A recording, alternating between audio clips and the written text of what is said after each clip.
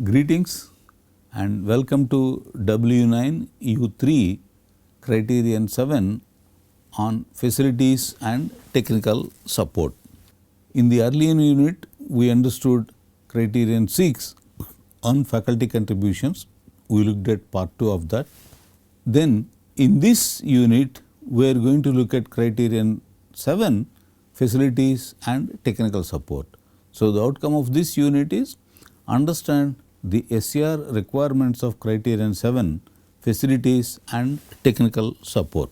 The total marks allocated to this criterion, its sub-criteria, the required processes and the exhibits are all same for both Tier 1 and Tier 2 institutes. However, the marks allocated to the sub-criteria are different in the case of two sub-criteria. Okay. So, otherwise by and large this sub-criterion are more or less same for both Tier 1 and Tier 2 institutes. So, you can see there are 5 sub-criteria. In that, adequate and well equipped laboratories and technical manpower. This sub-criterion is common to both Tier 1 and Tier 2 institutes. However, the marks allocated are different. The exhibits are also same.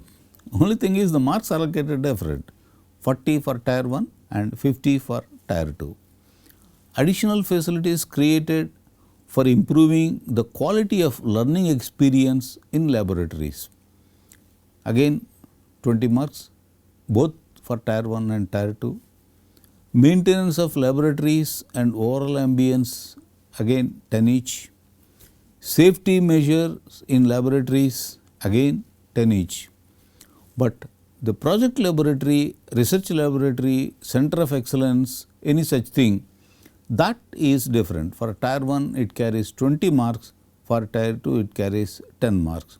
So, the 10 mark difference in the sub-criterion 7.1 is now appearing in favor of Tier 1. In 7.1 it appeared in favor of Tier 2. So, total comes to again 100. The first sub-criterion is adequate and well equipped laboratories and technical manpower. Now, adequate and well equipped means that the laboratories available and the manpower in the laboratories are quite sufficient to ensure that the academic programs conducted by the department are all conducted efficiently. This is judged by the visiting team. So, what are the factors which go into judging that the laboratories are adequate and well equipped and the technical manpower is sufficient? Regarding technical manpower, yes, there are AICTE guidelines, there could be the university guidelines or there could be guidelines from other regulatory bodies, but all these would be examined. So, provide details of various laboratories for the program and at the department level. Provide details of technical support staff appointed by the college for the department and their qualifications. These support staff appointments will be examined. They must be appointed for the department specifically and they must have proper qualifications, diploma or whatever is the specified qualification. And later we will see that there are some other laboratory details which will come up under 7.2 and 7.5. Do not duplicate that data, for example, additional facilities created, etc. Provide the data as indicated in this table. Name of the laboratory, number of students per setup, a batch size. In some cases, the equipment is such that a single student can work on that. For example, if it is a PC, quite often a single student can work with it. But in some cases, a team has to work on one setup, one single setup. So, that team might be 2 students or 3 students or 4 students. So, whatever is that batch size per setup that is used in the laboratory, that must be indicated here. Then list the major equipment in the laboratory.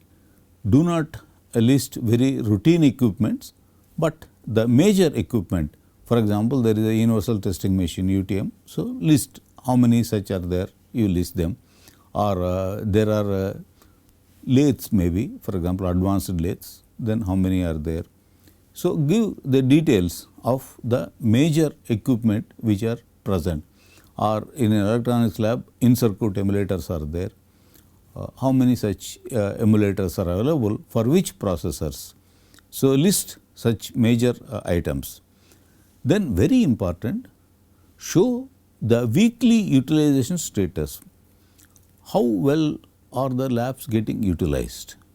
That is, what are all the courses for which the lab is being used, and it is possible that that lab is a shared one. That is, students from other departments, probably allied departments or even non-allied departments, they come and utilize this laboratory. That is also okay. So, we must show the weekly utilization status.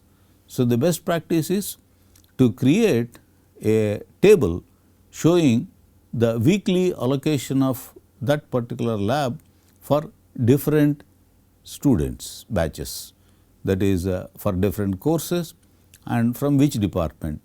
So, all the slots, perhaps there are 4 slots in a day or 5 slots in a day, whatever be the schedule. For that laboratory, whatever be the number of slots, show the schedule and make it available prominently in the lab itself, perhaps pasted somewhere prominently, showing the weekly allocation of the laboratory for different courses, and that will show the utilization status. Then technical manpower support, who is the technical staff, how many they are there, and what are the designations and what are their qualifications. So, qualifications and designations must be compatible with all regulatory agencies. And the evaluation guidelines are adequate and well equipped laboratories and workshops to run the program. So, 15 marks.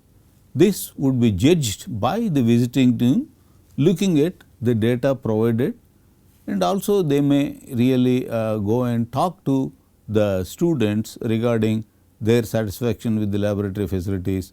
They may interact with the faculty as well as support staff, and they may look at physically how the laboratories are present and how the facilities are being used by the students. While the experiments are actually going on, they could visit. There are so many different ways. So, the institutes will judge, will be judged by the visiting team to determine whether we have adequate and well equipped laboratories.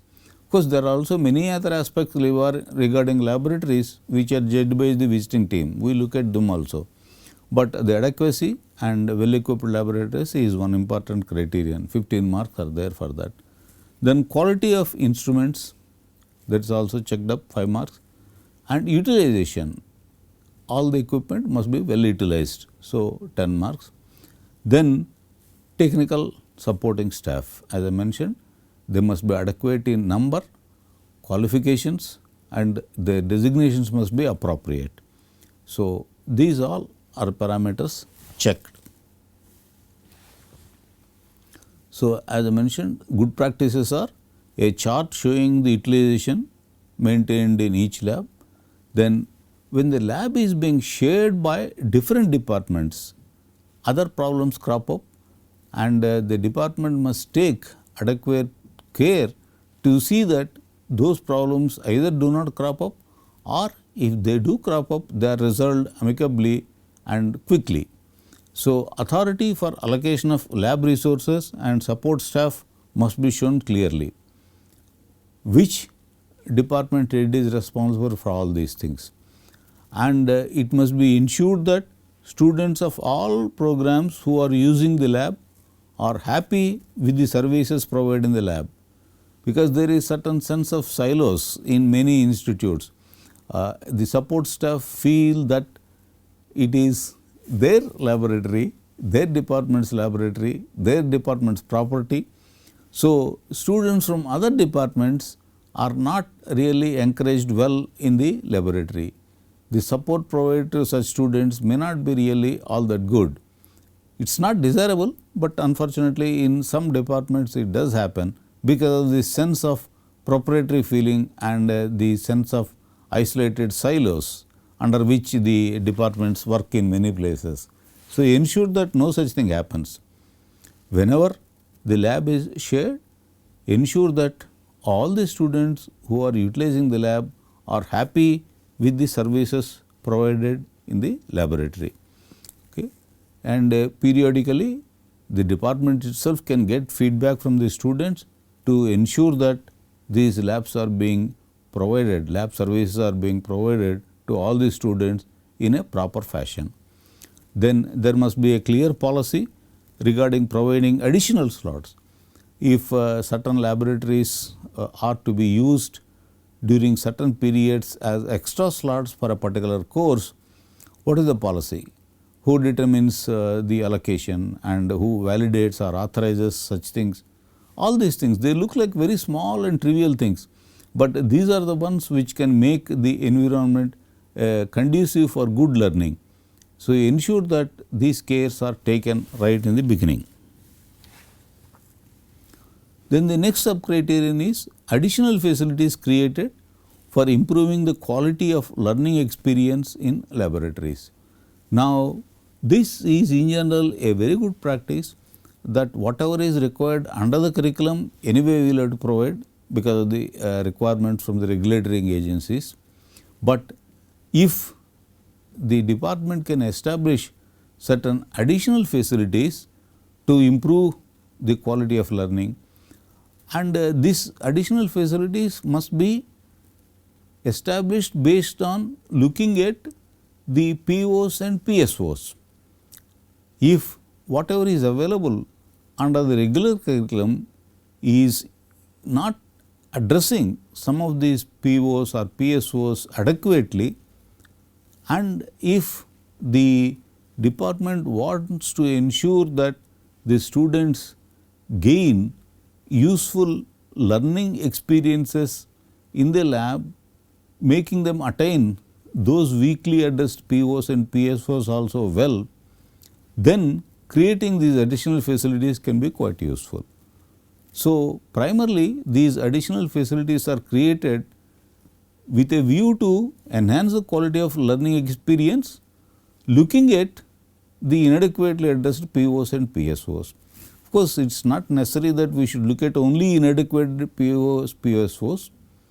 Even if a PO or PSO is well attained, to enhance further the attainment levels, the department can establish additional facilities.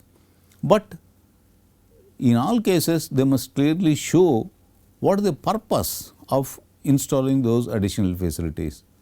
In what way the quality of learning is improving because of these additional facilities, to which POs and PSOs these additional facilities are related.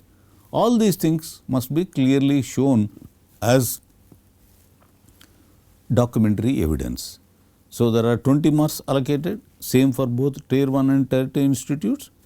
Provide details of various additional facilities provided by the department to enhance the quality of learning in laboratories. Once again, do not duplicate the data from the regular laboratory ones or research laboratory or special laboratory or center of excellence that we create. They are different. Again, all these three are different. Regular laboratories are different, a center of excellence or a research laboratory, that is different. Additional facilities created, they are different. So, do not mix up the equipment from these three different categories. So, provide data in the form of this table. What is the name of the facility? What are the details? Then purpose for creating the facility, why that facility is being created. Then what is the way that additional facility is being utilized. So, the utilization is also extremely important.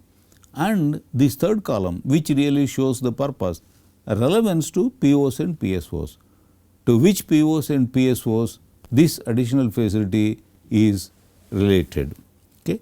You must provide a clear indication of the mapping between the learning experiences that the students will have in these additional facilities and the POs and PSOs to which that learning experience will contribute.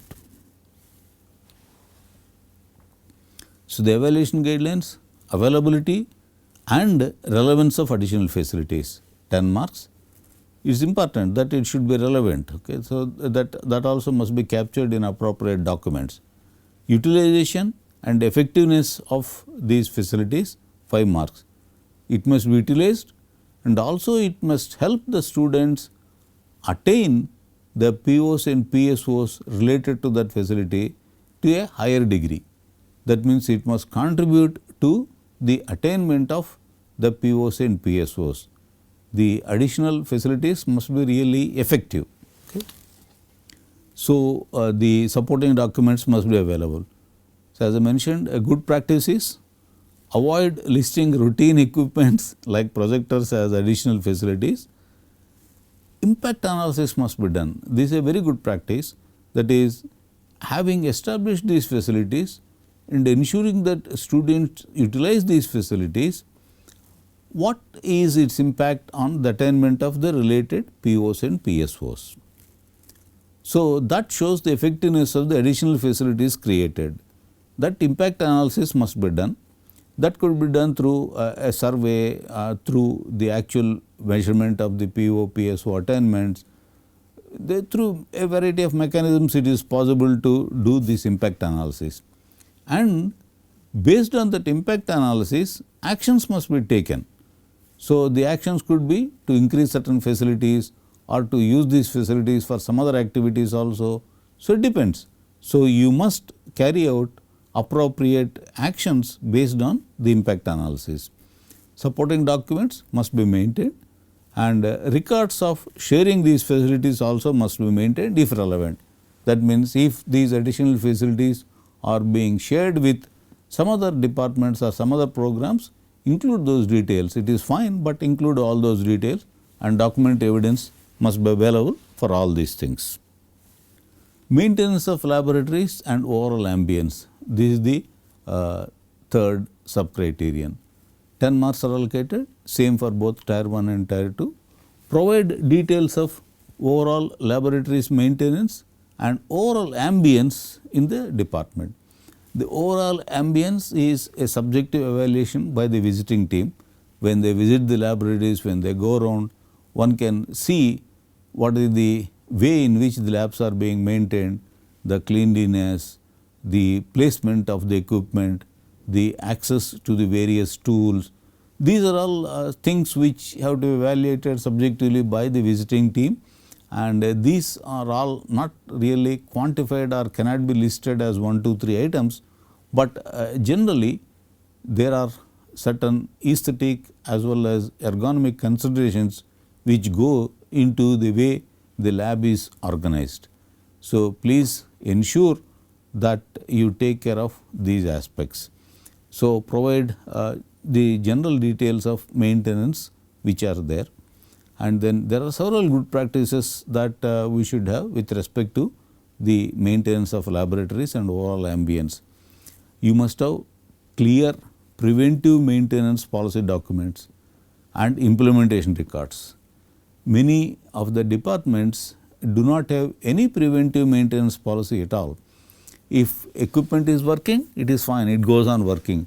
Only when it breaks down, it goes into the maintenance mode. So, there is no preventive maintenance at all, but some departments do have some preventive maintenance, but there is no definite policy document on the periodicity of such a preventive maintenance or records of such preventive maintenance activities happening or the dates on which it has happened, nothing like that, no details are there. A good practice is to have proper preventive maintenance policy based on the equipment, based on the nature of the equipment, how frequently the preventive maintenance should be done, and similarly based on the equipment, how frequently calibration should be done. All these things the department can easily work out, and they must ensure that all these are taken care of and appropriate documentary evidence exists.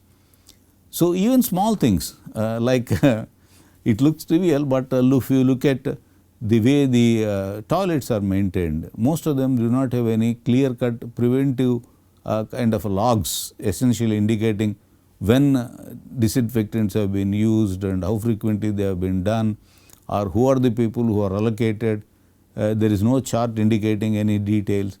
So, like when it was inspected, they all look like very small things, but they contribute greatly to the impression that the visiting team gets when they visit these kind of facilities. So, what is important is that these must be planned, and there must be documents showing the planning, and they must be implemented in true spirit, and there must be records showing the implementation. So, preventive maintenance, calibration, then records also must be updated, then components. Many of the departments really do not keep track of the stock of components available. Whenever something gets exhausted, just simply they reorder. They do not take into factors like the lead times and all. In fact, they do not have any concept of proper inventory, whereas a good practice is to have a proper appropriate inventory policy based on the type of components, lead times in procurement, the cost, all these things. Have an appropriate inventory policy and implement it, and have the records available. So, write clearly all these things: maintenance policy, corrective and preventive maintenance, and overall ambience. Overall ambience is the subjective experience of the visiting faculty. Documentary evidence must exist. Then extremely important, the next sub-criterion, safety measures in laboratories. Allocation of marks 10, same for both Tier 1 and Tier 2 institute. Provide details of various safety measures deployed in each laboratory within the department. Provide information as indicated in this table, name of the laboratory and safety measures. Now, this is an extremely important activity that the department must pay attention to ensure that the safety of the students and staff working there is given utmost importance. There are several good practices which are required. What is listed here is only a sample. You can do brainstorming to come out with several more good practices that you can adopt. So, some of the good practices is only a sample which is listed here. Ensure that proper safety instructions are prominently displayed at appropriate places in the laboratories, not in some small type in some corner, but in a proper display board, prominently displayed at an easily visible, accessible location, ensuring all the proper safety instructions are provided there. These safety instructions will depend obviously on the type of the laboratory.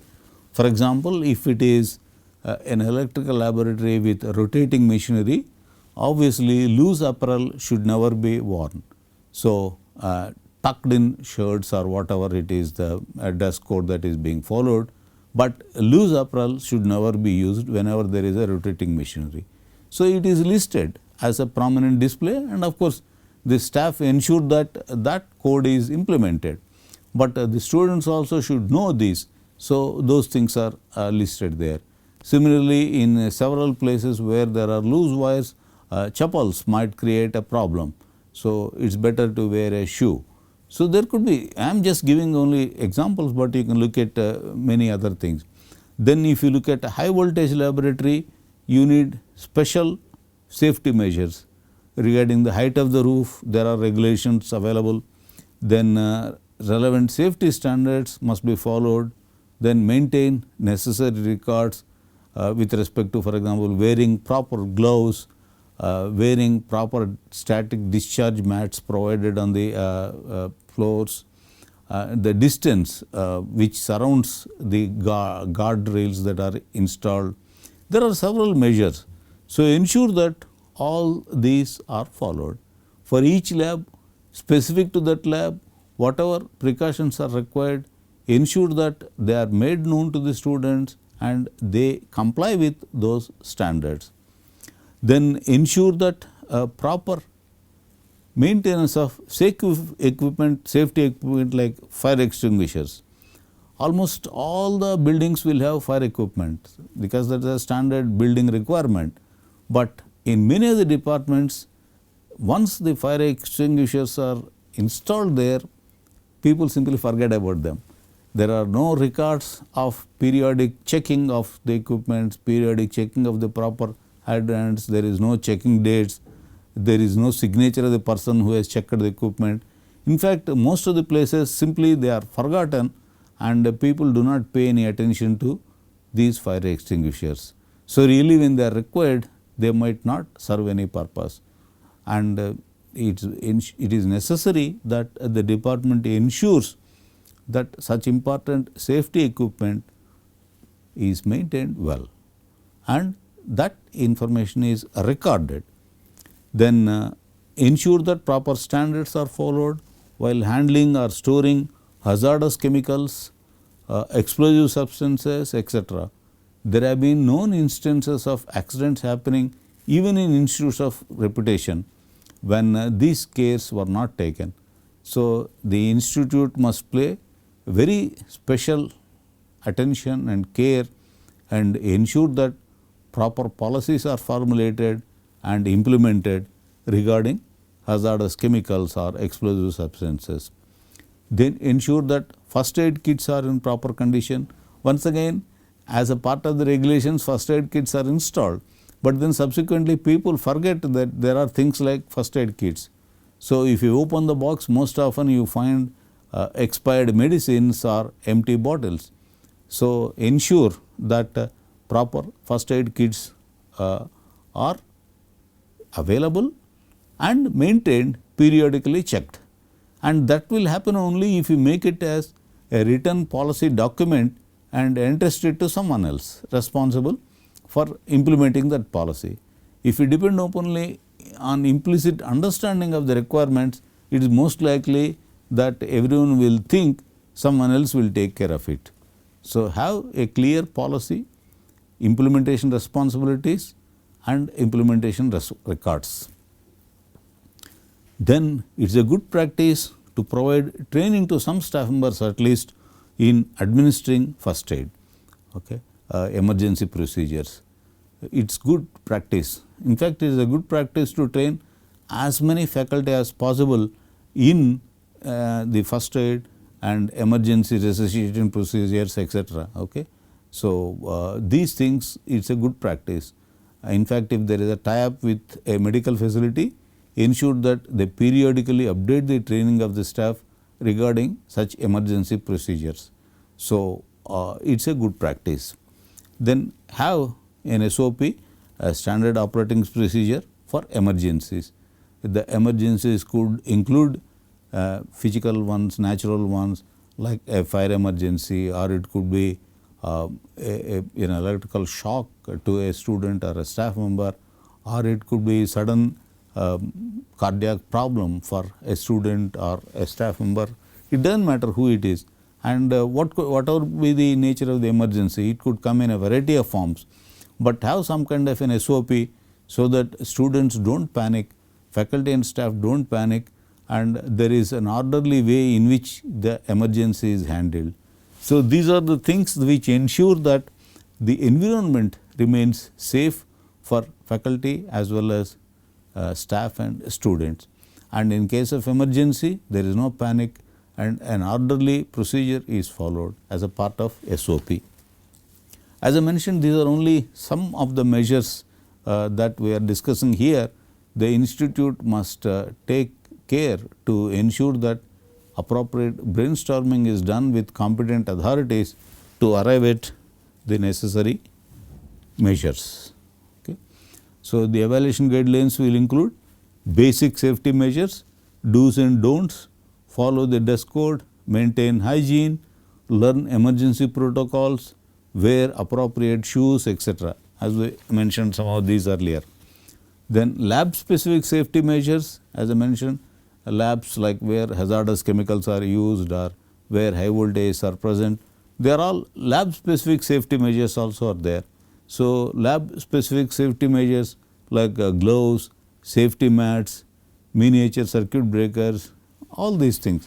One must ensure that adequate attention is paid, adequate policies are written down, adequate implementation responsibilities are assigned, and the implementation records must be maintained and checked periodically. So, this is an extremely important measure that one should take care of. Then finally, we come to the sub-criterion concerned with project laboratory, research laboratory, center of excellence, etc.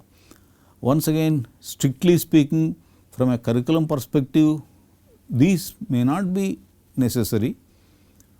The laboratories required from the curriculum perspective anyway get established, but it is a good practice to establish a separate project laboratory or a research laboratory or center of excellence to promote deep learning by the students.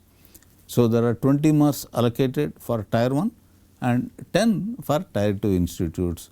Even though only 10 are allocated for tier 2 institutes, it is a good practice for tier 2 institute also. So, if it can afford, let it set up a good project laboratory or a research laboratory or a center of excellence, whichever is feasible, whichever is within its budget. So, provide details of such laboratories established. Okay.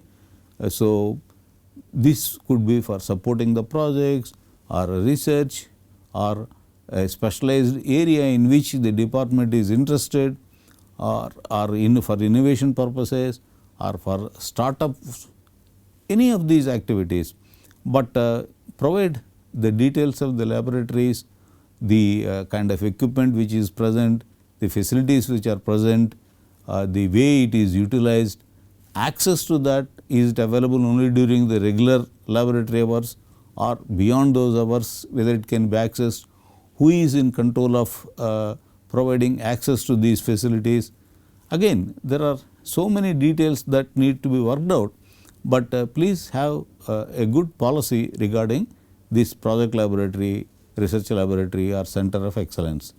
Once again, do not duplicate this data with your regular laboratory or with the extra facilities created from PO, PSO attainment perspective. So, provide the information as shown in the table, then avoid scheduling these facilities for regular laboratory work. Do not mix up these are all different categories of usages. So, ensure that those categories of usages are well maintained. It does not mean that you should not use it at all for regular laboratory work, but the purpose is different. So, ensure that the primary purpose is not defeated. The primary purpose is to support projects or research or innovation, startups, etc. That is the primary purpose for which these facilities are created. Ensure that that is not compromised. And it is a good practice to maintain a logbook of utilization of these facilities, during which slots, which batches of students have come through these laboratories and to what extent they have utilized it, for what period they have utilized it, which facilities in that lab have been utilized. So, this provides an excellent database which can be analyzed later to take appropriate actions. So, provide flexible access timings if it is feasible. There might be security issues, but if you can provide a flexible access to these facilities, the utilization will be much better. Then allocate necessary budget for the maintenance and upgradation. That is also an extremely important guideline that you must follow. So, this is the way you provide these details.